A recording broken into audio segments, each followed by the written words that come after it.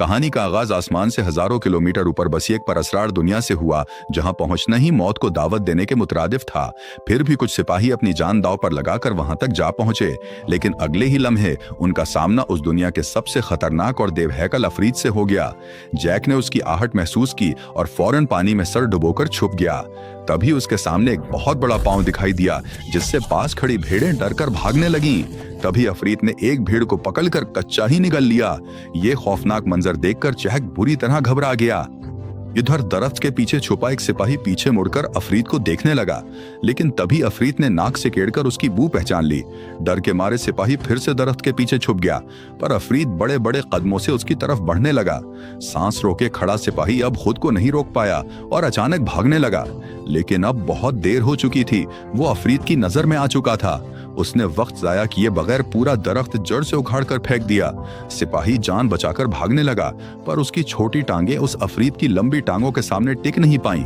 अफरीत ने तेजी से कदम बढ़ाए और एक ही वार में उसे बेहोश कर दिया। पहली बार इंसान को देखकर वो उसके पास झुका और गौर से देखने लगा।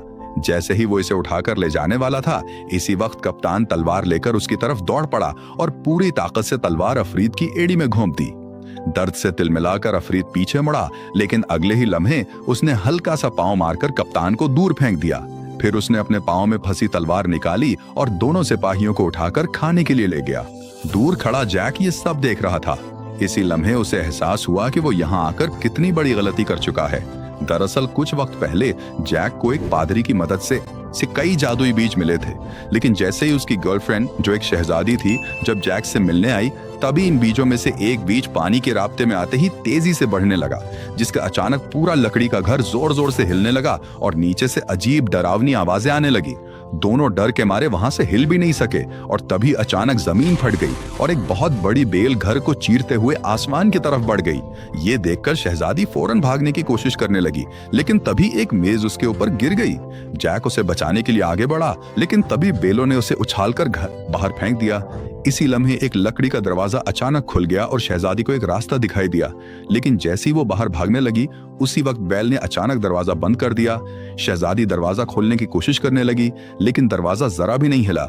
ये देखकर जैक ने बेलों को काटने के लिए फौरन एक कुल्हाड़ी उठा ली, लेकिन तभी अचानक पूरा घर जड़ों समेत उखड़कर आसमान की तरफ बढ़ने लगा। ठीक आखिरी लम्हे में जैक ने छलांग लगाकर किनारे को पकड़ लिया, लेकिन बेलें इतनी तेजी से बढ़ रही थीं कि कुछ ही सेकंड में घर हजारों मीटर ऊपर पहुंच गया। जैक पूरी ताकत से कुल्हाड़ी बेल काटने लगा। बेल टूटी तो शहजादी ने फौरन दरवाजा खोला। इसी वक्त उसके पैरों के नीचे लकड़ी टूट गई और हाथ पकड़ने के बावजूद वो 10,000 मीटर की ऊंचाई से गिरने लगा। जैक जादुई बेलों से फिसलते हुए जमीन की तरफ आया। बेलों ने उसकी रफ्तार कुछ कम कर दी और वो जमीन पर गिरकर बेहोश हो गया। शहजादी की किस्मत अच्छी ना थी, बेल उसे आसमान के पार ले गई। अगली सुबह जैक घबरा कर जागा और देखा कि बादशाह सामने खड़ा है, जो शहजादी को ढूंढ रहा था। जैक के होश उड़ गए और मजबूरी में उसने पूरी बात बादशाह को बता दी। जब जैक ने आसमान की तरफ इशारा किया तो सबने देखा कि एक बहुत बड़ी बेल सीधी आसमान को चीरती हुई ऊपर जा रही थी। जैसे ही बादशाह को सच्चाई का पता चला, उसने एक पल जाया किए बगैर सिपाहियों का एक दस्ता जैक के साथ शहजादी को बचाने के लिए भेज दिया। जल्द ही सब लोग इस बेल के सहारे ऊपर चढ़ते हुए बादलों के पार पहुंच गए। फिर कप्तान ने आगे बढ़कर एक तरफ से दूसरी तरफ स्लाइड करना शुरू किया, क्योंकि शहजादी तक पहुंचने का यही एक रास्ता था। मजबूरी में जैक ने अपनी बेल्ट उतारकर खुद तैयार कर लिया, लेकिन जैसे ही वो आगे बढ़ने का सोच ही रहा था, तभी पास खड़े घुंघरियाले बालों वाले आदमी ने उसे जोर से लात मारकर आगे धकेल दिया। इतनी ऊंचाई देखकर जैक की हालत खराब हो गई और रास्ते में स्लाइड करते वक्त उसके हाथ अचानक छूट गए और वो सीधा नीचे जा गिरा। लेकिन खुशकिस्मती से रास्ते में बेलों ने उसे थाम लिया। होश में आते ही वो बगैर रुके फिर से ऊपर चढ़ने लगा। ऊंचाई पर पहुंचते ही मौसम पूरी तरह बिगड़ गया। चारों तरफ तेज तूफान और कड़कती बिजली थी। तभी अचानक बिजली का एक झटका सीधा एक सिपाही पर गिरा, जिससे वो फिसल गया और बाकी सिपाही उससे टकराकर नीचे गिरने लगे। लेकिन आखिरी लम्हे में एक सिपाही ने रस्सी को मजबूती से पकड़ लिया, जिसकी वजह से बाकी लोगों की जान किसी तरह बच गई। लेकिन जो सिपाही नीचे गिरे थे, वो अब हवा में लटके हुए थे। अगर उन्हें फौरन ऊपर नहीं खींचा गया तो पूरी टीम खतरे में आ सकती है। तभी रॉड्रिक पास खड़े अपने साथी से बोला कि रस्सी काट दो। इस आदमी को यह आइडिया अच्छा लगा और उसने फौरन अपने पैर से छुपा हुआ चाकू निकाल लिया। नीचे लटके सिपाही ऐसा ना करने के लिए गड़गड़ाने लगे, लेकिन उसने बगैर रहम दिखाए रस्सी काट दी और लटके हुए सिपाही 10 फुट की ऊंचाई से नीचे जा गिरे। किसी तरह बाकी बच्चे सिपाही ऊपर तक पहुंच गए और तब तक सुबह भी हो चुकी थी। जैक ने जैसे ही पीछे मुड़कर देखा वो पूरी तरह हैरान रह गया, क्योंकि बादलों के ऊपर एक बहुत बड़ी दुनिया मौजूद थी और ये नजारा देखकर सब लोग इस तरफ बढ़ने लगे। तभी कप्तान को जमीन पर ताजा पैरों के निशान दिखाई दिए, जिससे उसने अंदाजा लगाया कि शहजादी नीचे नहीं उतरी बल्कि यहीं कहीं है। और जब सब लोग गार से बाहर निकले तभी सामने का नजारा देखकर कप्तान दंग रह गया, क्योंकि ये दुनिया उम्मीद से कहीं ज्यादा बड़ी थी। सब लोग आगे बढ़ते हुए की जांच करने लगे। तभी उनकी नजर दरख्तों की टहनियों पर पड़ी। उन्हें वहां शहजादी के छोड़े हुए निशान मिले। इसी दौरान जैक को जमीन पर वही किताब भी मिल गई जो उसने शहजादी को दी थी। तभी उनकी नजर टूटी हुई टहनियों पर पड़ी और इसी से उन्हें अंदाजा हो गया कि शहजादी को कोई खतरनाक जानदार उठाकर ले गया है। इसके बाद सब लोग 2 टीमों में बंट गए और अलग अलग सिमत में शहजादी को ढूंढने निकल पड़े। रास्ते में जैक और उसके साथी एक नदी के पास पहुंचे, जहां उन्हें मोटी ताजी भेड़ों का झुंड दिखाई दिया। कई दिनों से भूखे होने की वजह से उन्होंने एक भेड़ को पकाने का सोचा, लेकिन जैसे ही वो भेड़ पकड़ने की कोशिश करने लगे तभी गलती से पास में लगा हुआ जाला एक्टिव हो गया। जैक ने फौरन अपना चाकू निकाला और पूरी ताकत से जाल काटने लगा। इधर कप्तान भी रस्सी काटने की कोशिश कर रहा था, लेकिन तभी उसकी नजर एक अजीब चीज पर पड़ी। पास के सारे कौवे अचानक घबराकर उड़ गए और सारी भेड़ें भी एक साथ दूसरी सिमत में भागने लगी। कप्तान को कुछ शक हुआ, पर वो फिर भी रस्सी काटता रहा और जैसे तैसे वो दोनों जाल से निकल आए। लेकिन तभी जंगल से डरावनी आवाज गूंज उठी और उसी पल एक बहुत बड़ा देव उनके सामने आया और दोनों सिपाहियों को पकड़कर अपने साथ ले गया। जैक खामोशी से देव के पीछे पीछे चलने लगा ताकि वो अपने साथियों के साथ शहजादी को भी बचा सके। दूसरी तरफ रेड्रिक दोनों सिपाहियों के साथ एक चट्टान के किनारे पर पहुंच गया। गंजे आदमी को लगा कि इस तरह ढूंढते रहना फजूल है और वो कोई दूसरा रास्ता तलाश करने के लिए आगे बढ़ने लगा।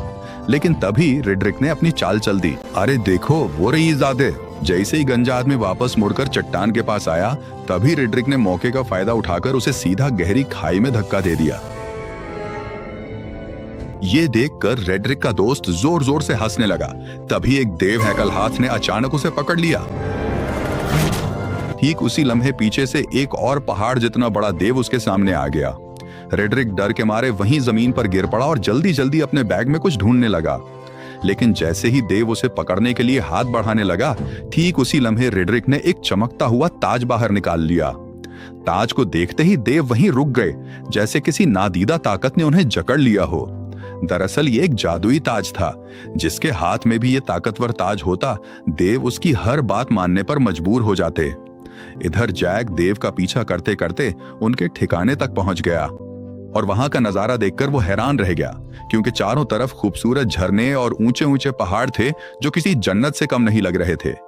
वहीं पर 2 सरों वाला देव शहजादी को एक पिंजरे में कैद किए हुए था। फिर वो उसे बाकी देवों के पास ले गया, जहां सारे देव इकट्ठे होकर उसकी तरफ देखने लगे। तभी वो देव भी लौट आया जिसने कप्तान और उस मोटे सिपाही को पकड़ा था। उसने इन दोनों को लाकर पिंजरे के पास फेंक दिया। ये देखकर 2 सरों वाले देव को शक हुआ कि शायद और भी इंसान यहाँ मौजूद हैं। इसलिए उसने जमीन पर पड़े एक मोटे सिपाही को पकड़ लिया और उसकी गर्दन मरोड़कर उसे जिंदा ही निगल लिया। उसके बाद देव ने उसकी जरा को बाहर थूक दिया, पर जैसे ही वो देव कप्तान को धमकी देने लगा कि वो शहजादी को भी खा जाएगा, तभी पास से एक आवाज आई जिसने सबकी तवज्जो अपनी तरफ खींच ली। दरअसल वो आवाज किसी और की नहीं बल्कि इसी गद्दार रेड्रिक की थी। उसके सर पर पहने ताज को देखते ही बाकी तमाम देव फौरन घुटनों के बल झुक गए और इसी लम्हे उसका असल मंसूबा सबके सामने आ गया। वो सीधा 2 सरों वाले देव के सामने गया और उसे घुटनों पर आने का हुक्म दिया। इसके सर पर ताज देखकर 2 सरों वाला देव मजबूरी में झुक गया और फिर रेड्रिक उसके चेहरे पर पांव रखकर आहिस्ता आहिस्ता चलते हुए तख्त की तरफ बढ़ गया और इसी लम्हे से रेड्रिक देवों की दुनिया का नया बादशाह बन गया। उसने इंसानों पर हमला करके पूरी दुनिया जीतने का ऐलान कर दिया। इसकी बातें सुनकर देव फौज बहुत ज्यादा खुश हो गई, पर 2 सरों वाले देव के दिमाग में कुछ और ही चल रहा था। इधर देव ने कप्तान को पकाने के लिए उठाकर सीधा चिपचिपे आटे पर फेंक दिया। वो जितना झटपटाया उतना ही उसमें फंसता चला गया। तभी देव आगे बढ़ा और उसने कप्तान के ऊपर मुट्ठी भर आटा पटक दिया। इसके बाद देव ने बड़ी ही घिनौनी हरकत की। देव ने कप्तान को मोड़कर एक तरफ रख दिया। तैयारी के बाद सिर्फ सब्जियां डालना बाकी था। जैसे ही वो सब्जियां लेने गया, उसी वक्त जैक चुपके से वहां आ पहुंचा। जैक को देखकर शहजादी बेहद खुश हो गई, लेकिन उसने फौरन उसे इशारे से चुप रहने को कहा। इधर देव अब भी उलझा हुआ था और इसी दौरान जैक आहिस्ता आहिस्ता शहजादी के पास पहुंच गया। उसने पिंजरे का लॉक खोलने की कोशिश की, लेकिन ये उसके बस की बात नहीं थी। तब शहजादी ने उसे पहले कप्तान को बचाने के लिए कहा, जिसे देव ने सूरों के साथ लाइन में रखा था। जैक फौरन उसके पास पहुंचा और चाकू निकालकर उसे इस चिपचिपे आटे से अलग करने लगा। इसी वक्त देव मसाला लेकर वापस आने लगा। ये देखकर जैक ने जल्दी से चाकू कप्तान को पकड़ा दिया और खुद छुप गया। खुशकिस्मती से देव को कुछ भी शक नहीं हुआ। उसने कुछ नोकीली लकड़ियां उठाई और कप्तान की आंखों के सामने पास पड़ी सूर में घुसा दी। जो सूर अभी तक चिल्ला रही थी, वो फौरन खामोश हो गई। अब अगला नंबर कप्तान का था। देव ने बगैर रहम दिखाए वार किया, लेकिन वो थोड़ा सा चूक गया, वरना कप्तान की आने वाली नस्ल का नामो निशान मिट जाता। ये देखकर कप्तान डर के मारे बेहोश हो गया। फिर देव ने इनको उठाकर पास जलती भट्टी में रख दिया। अब उन्हें बचाने वाला वाहिद जैक ही था। इस वक्त जैक लोहे की रिंग के ऊपर पहुंच चुका था और देव को उसकी भनक तक नहीं थी। तभी देव ने एक तेज धार वाला चाकू उठाया और सीधा शहजादी की तरफ बढ़ गया। उसने बगैर देर किए हाथ अंदर डालकर शहजादी को बाहर निकाल लिया और मेज पर रखकर उसे काटने की तैयारी करने लगा। लेकिन तभी जैक ने चुपके से पास रखा एक भारी चाकू उठा लिया। बेखबर देव शहजादी पर वार करने ही वाला था, तभी जैक ने छुरी सीधी इसकी रीढ़ की हड्डी में घोंप दी। दर्द से देव जोर जोर से चिल्लाने लगा, लेकिन जैक छुरी को मजबूती से पकड़े रहा। तभी देव बेकाबू होकर दीवार से जा टकराया और वहीं मारा गया। ये देखकर शहजादी और कप्तान दोनों हैरान रह गए। इसके बाद वो तीनों फौरन उस जादुई बैल के पास पहुंच गए, लेकिन वहां पहले से ही एक देव पहरा दे रहा था, जिसे रॉड्रिक ने भेजा था। तभी जैक के दिमाग में एक अजीब आइडिया आया। वो एक शहद की मक्खियों का छत्ता लेकर कप्तान के साथ आहिस्ता आहिस्ता उस देव के पास पहुंच गया। फिर कप्तान ने देव का हेलमेट उठाया और जैक ने छत्ता उसके अंदर पटक दिया। देव अभी भी बेफिक्र सो रहा था और उसे जरा भी अंदाजा नहीं था कि उसके साथ क्या होने वाला है। जैसे ही जैक ने छत्ता अंदर रखा, तभी कप्तान ने फौरन हेलमेट बंद कर दिया और फिर दोनों तेजी से वहां से भागकर पास की चट्टान के पीछे छुप गए और इंतजार करने लगे। कुछ ही देर में देव शहद की मक्खियों के डंक से तड़प कर उठ खड़ा हुआ और दर्द से छटपटाते हुए अपने जिस्म को झटकने लगा। लेकिन जितना ज्यादा वो तड़प रहा था, शहद की मक्खियां उतनी ही ज्यादा उस पर हमला कर रही थीं। घबराकर देव वहां से भागने लगा, लेकिन फिसलकर पत्थरों से टकरा गया और फिर वो लढ़कता हुआ चट्टान के किनारे तक पहुंच गया। ऐसा लग रहा था कि अब वो गिरने ही वाला है। तभी अचानक उसने अपना हेलमेट उतार दिया। ये देखकर तीनों एक पल के लिए चौंक गए, लेकिन तभी एक शहद की मक्खी सीधी उसकी तरफ उड़ती हुई आई और अगले ही पल उसने देव को जोर से डंक मार दिया, जिससे वो कंट्रोल खो बैठा और सीधा नीचे जा गिरा। ये देखकर तीनों लोग खुशी से झूम उठे। उन्हें यकीन नहीं हो रहा था कि उन्होंने इतनी आसानी से इतने बड़े देव को हरा दिया। इसके बाद तीनों ने फौरन वहां से निकलने का फैसला किया, लेकिन अचानक कप्तान रुक गया। उसने बताया कि उसे रॉड्रिक से ताज छीनने के लिए यहीं रुकना पड़ेगा। इसलिए जैक उसे चाकू थमाकर शहजादी के साथ नीचे उतरने लगा। इसी वक्त देव बैलों से टकराते हुए आखिरकार नीचे आ गिरा। तेज आवाज सुनकर बादशाह फौरन अपने टेंट से बाहर आया और इस खतरनाक देव को देखकर घबरा गया। अचानक गांव के लोग भी वहां इकट्ठा हो गए। तभी बादशाह ने ना चाहते हुए आवाम की भलाई और देवों को यहां आने से रोकने के लिए एक बड़ा फैसला लिया। उसने फौरन जनरल को बैल काट डालने का हुक्म दे दिया। सिपाहियों ने लोहे की बड़ी कीलें इस बड़ी बेल में ठोंक दें, फिर उन पर मजबूत हुक लगा दिए और कुछ बेलों और घोड़ों की मदद से इसे खींचना शुरू कर दिया। आहिस्ता आहिस्ता वो बड़ी बेल जड़ों समेत हिलने लगी, लेकिन इससे पास खड़े सिपाही अचानक खतरे में आ गए। तभी अचानक दरमियान वाली मोटी बैल भी टूटने लगी। ऊपर खड़े सिपाही नीचे गिरने लगे, जिससे चारों तरफ अफरा तफरी मच गई। इधर जैक और शहजादी बैल के सहारे नीचे उतर रहे थे, लेकिन जैसे ही उन्होंने नीचे नजर डाली तो वो डर के मारे घबरा गए, क्योंकि बैल बेकाबू हो चुकी थी और किसी भी पल गिर सकती थी। इसी वक्त जैक ने मौका देखकर शहजादी को कसकर पकड़ा और तेजी से एक लटकती डाल को थाम लिया। दोनों हवा में झूलते हुए तेजी से नीचे की तरफ बढ़ने लगे। आखिरकार जब वो नीचे गिरे तो घास के ढेर ने उनकी रफ्तार कम कर दी और इस तरह दोनों सही सलामत जमीन पर पहुंच गए। ठीक उसी लम्हे रॉड्रिक ने तमाम दीवों को इकट्ठा करके इंसानों पर हमला करने की तैयारी की। तभी 2 सरों वाले देव को इंसान की मौजूदगी का एहसास हुआ, जिसकी वजह से कप्तान छुप गया। तभी रॉड्रिक ने आगे बढ़ते हुए बेल उगाने वाले जादुई बीज निकाले, लेकिन तभी अचानक कप्तान उस पर टूट पड़ा, जिससे जादुई बीज चट्टान पर ही रह गए और रॉड्रिक सीधा नीचे गड्ढे में जा गिरा। रॉड्रिक डर के मारे दीवों को पुकारने लगा, जबकि कप्तान उसके सामने लड़ने के लिए तैयार खड़ा हो गया। तभी 2 सरों वाले देव ने बाकी दीवों को उसे बाहर निकालने का हुक्म दिया। देव चट्टानों को तोड़ने लगे और नीचे कप्तान और रॉड्रिक के दरमियान लड़ाई शुरू हो गई। रॉड्रिक ने अपनी लंबी तलवार के सहारे कप्तान को गिरा दिया और उसका हथियार दूर जा गिरा। इसके बाद उसने मौका पाकर मुसलसल हमले शुरू कर दिए, लेकिन कप्तान ने किसी तरह उसका वार रोक लिया और दोनों के दरमियान ताकत की जंग शुरू हो गई। जल्द ही कप्तान कमजोर पड़ने लगा और रॉड्रिक ने उसे पानी में डुबो दिया। तभी अचानक इसकी नजर उस चाकू पर पड़ी जो इसकी तरफ बहकर आ रहा था। कप्तान ने सही मौके पर इसे दांतों से पकड़ लिया और फौरन रॉड्रिक के चेहरे पर वार कर दिया। अचानक होने वाले हमले से रॉड्रिक का गुस्सा भड़क उठा। उसने अपने हथियार के जोर कप्तान को पीछे धकेल दिया। कप्तान मजबूर होकर पीछे हटता गया और आखिरकार किनारे तक पहुंच गया। तभी रॉड्रिक ने इसे एक जोरदार लात मारकर नीचे गिरा दिया, लेकिन कप्तान ने किसी तरह चट्टानों को पकड़ लिया। रॉड्रिक तलवार को उसके हाथों में चुभोने लगा ताकि वो खुद नीचे गिर जाए, लेकिन उसने कप्तान की ताकत को कम समझा था। जैसे ही वो फिर से हमला करने लगा, कप्तान ने उसी के हथियार को पकड़कर उसी की टांग में घोंप दिया। दर्द से रॉड्रिक जोर जोर से चिल्लाने लगा और इसी मौके का फायदा उठाकर कप्तान ने तलवार रॉड्रिक के पेट में घोंप दी। अचानक होने वाले हमले की वजह से रॉड्रिक ने दम तोड़ दिया। इसके मरते ही ताज की जादुई ताकत भी खत्म हो गई। कप्तान किसी तरह ऊपर चढ़ाया और ताज वापस लेने के लिए आगे बढ़ा, लेकिन तभी ऊपर की गार टूट गई और 2 सरों वाला देव इससे पहले ही ताज उठा ले गया।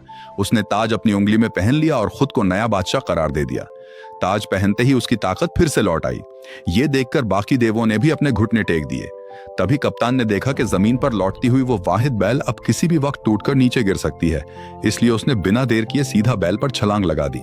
बैल तेजी से किले की तरफ बढ़ने लगी। कप्तान ने सही वक्त का फायदा उठाया और छलांग लगाकर सीधा पानी में कूद गया।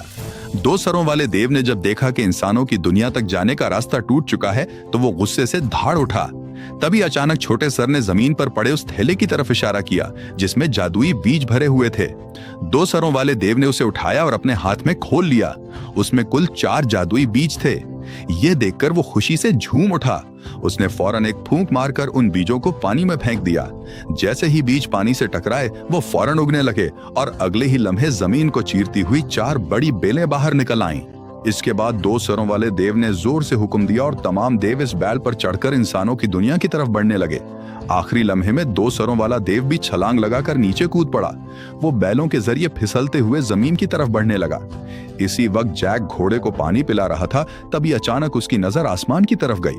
उसने देखा कि तमाम देव तेजी से नीचे की तरफ बढ़ रहे हैं। बिना एक लम्हा जाया किए वो घोड़े पर सवार होकर बादशाह को खबरदार करने निकल पड़ा। इधर बादशाह की फौज आराम से किले की तरफ बढ़ रही थी। तभी जैक की नजर फौज पर पड़ गई। वो जोर जोर से चिल्लाने लगा, ये देव आ रहे हैं, लेकिन बादशाह और अब भी कुछ समझ नहीं आया। तभी पीछे के जंगल से अचानक कई देव निकल आए और जहां जहां वो जा रहे थे वहां सब कुछ तहस नहस कर रहे थे। कोई भी उन्हें रोक नहीं पा रहा था। जल्द ही देवों की फौज करीब आ गई और उन्होंने एक सिपाही को पकड़कर जिंदा निगल लिया। घोड़े पर सवार लोग भी इनकी रफ्तार से नहीं बच पाए। इस वक्त इंसान उनके सामने बिल्कुल बेबस थे।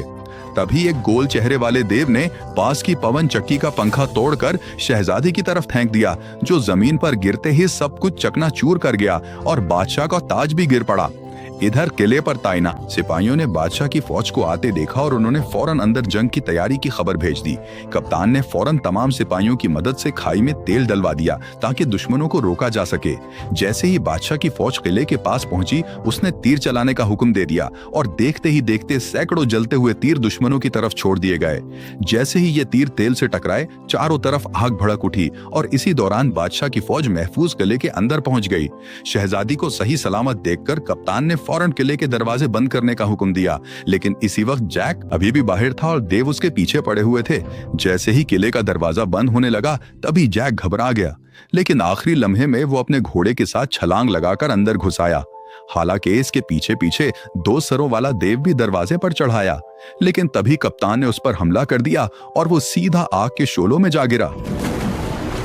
जल्दी आग ने उसे पूरी तरह घेर लिया, लेकिन हैरानी की बात यह थी कि उसके अपने लोग भी उसे बचाने नहीं आए, बल्कि बस खड़े खड़े उसे जलते हुए देखते रहे। इधर लोग अभी आपस में बात ही कर रहे थे कि अचानक आसमान से एक बड़ा लोहे का घंटा तेजी से किले की तरफ आया। उसने दीवार को तबाह कर दिया और सीधा नीचे जा गिरा। इससे पहले कि कोई कुछ समझ पाता, अचानक जंग का बुगुल बज उठा। तभी दो बड़े लोहे के हुक किले के दरवाजे की तरफ फेंके गए, जिन्हें देव मजबूती से खींचने लगे। तभी इंसानों और देवों के दरमियान खींचातानी शुरू हो गई। असल में ये सब गोल चेहरे वाले देव का मंसूबा था, जिसने और ज्यादा देवों को बुलाकर किले के दरवाजे को तोड़ने का हुक्म दिया। अंदर का माहौल पूरी तरह अफरा तफरी में बदल गया। शहजादी जैक को लेकर किले के अंदर की तरफ भागी। इधर बूढ़े बादशाह ने तमाम सिपाहियों को हुक्म दिया कि वो देवों को रोकने के लिए क्रॉसबो का इस्तेमाल करें। जल्दी और भी देव आ गए और उन्होंने पूरी ताकत से खींचना शुरू कर दिया। तभी कप्तान के हुक्म पर सिपाहियों ने कई सारे क्रॉसबो छोड़ दिए, जो सीधे लकड़ी के दरवाजे पर जा लगे। दुरुस्त निशाना लगते ही सिपाही फौरन क्रॉसबो गाड़ियों को पीछे खींचने लगे। किले की फौज बट गई और बादशाह भी मदद के लिए आ गया। वो कप्तान से देवों की कमजोरी पूछ ही रहा था कि तभी आसमान से एक जलता हुआ दरख्त गिरा, जिसने सिपाहियों को इधर उधर बिखेर दिया। अगले ही पल कई सारे जलते हुए दरख्त सिपाहियों के ऊपर गिरने लगे, जिससे उनकी पकड़ ढीली होने लगी। ऐसा लग रहा था जैसे दरवाजा जल्द ही टूट जाएगा।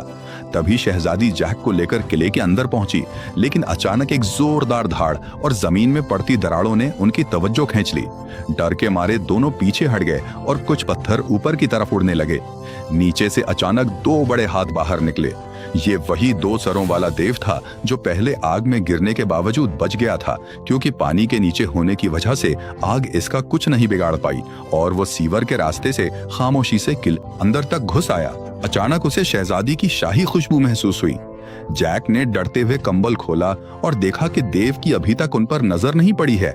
लेकिन तभी उससे में देव ने पास रखा शीशा तोड़ दिया। घबराहट में कंबल में छुपे दोनों लोग कांपने लगे, लेकिन देव ने सीधे ऊपर से उन्हें देख लिया। जैक पूरी ताकत लगाकर फौरन शहजादी को पकड़कर भागा, लेकिन देव मुसलसल उनका पीछा करने लगा। कोई रास्ता ना होने की वजह से दोनों मजबूरी में दूसरी मंजिल की तरफ भागे। वो कदमों को रोकने की हिम्मत भी नहीं कर रहे थे, लेकिन अचानक एक हाथ साइड से बाहर निकला और शहजादी को पकड़ लिया। जैक ने पास रखी कुल्हाड़ी उठाई और बिना देर किए सीधे उस पर हमला कर दिया, लेकिन देव ने दूसरे हाथ से उसे पकड़ लिया। छोटा सर जैक का मजाक उड़ाने लगा। तभी जैक ने गुस्से में सीधे कुल्हाड़ी मारकर उसका हेलमेट तोड़ दिया। गुस्से में देव ने अपना बड़ा मुंह खोल लिया। तभी जैक ने लॉकेट में छुपा हुआ जादुई बीज निकाला और सीधे उसके मुंह में फेंक दिया। जादुई बीज सीधे उसके पेट में चला गया, जिससे दो सर वाले देव को कुछ गड़बड़ महसूस हुई और उसने दोनों को जमीन पर पटक दिया। तभी एक बैल उसके जिस्म से बाहर आई और दोनों डर के मारे पीछे हट गए। फिर कई बेलें तेजी से उसके जिस्म से निकल आईं, जिससे हॉल तबाह हो गया। अचानक बादशाह का ताज पहना हुआ हाथ भी जैक के पास गिर गया। उधर बैरूनी सिपाही अभी भी देवों को रोकने में लगे हुए थे, लेकिन गोल मुंह वाले देव की एक आवाज पर तमाम देव आहिस्ता आहिस्ता पीछे बढ़े और सिपाहियों को एक एक करके गिराते चले गए। किले का दरवाजा आहिस्ता आहिस्ता खुल गया। कप्तान ने फौरन सिपाहियों से लोहे का दरवाजा बंद करने को कहा। ठीक इसी पल गोल मुंह वाला देव अपने साथियों के साथ धुन से आहिस्ता आहिस्ता बाहर आया, लेकिन लोहे का दरवाजा इसे ज्यादा देर तक रोक नहीं पाया और उसने एक ही झटके में दरवाजे को तोड़ दिया। तभी वो देव अपने साथियों के साथ किले के अंदर घुस गया। वहां खड़े टेस्टी सिपाहियों को देखकर वो बेहद खुश हुए। देव हमला करने ही वाले थे कि पीछे से अचानक आवाज आई और तमाम देवों का ध्यान इस आवाज पर चला गया। देव ने भीड़ में ध्यान से देखा और अचानक उसने अपना हथियार छोड़ दिया। ये देखकर बाकी देव भी हथियार छोड़कर तमाम इंसानों के सामने घुटनों के बल बैठ गए। कप्तान ये नजारा देखकर चौंक गया। तभी अचानक जैक ताज लेकर आगे आया और उसने फौरन तमाम देवों को वापस उनकी दुनिया में लौट जाने का हुक्म दे दिया।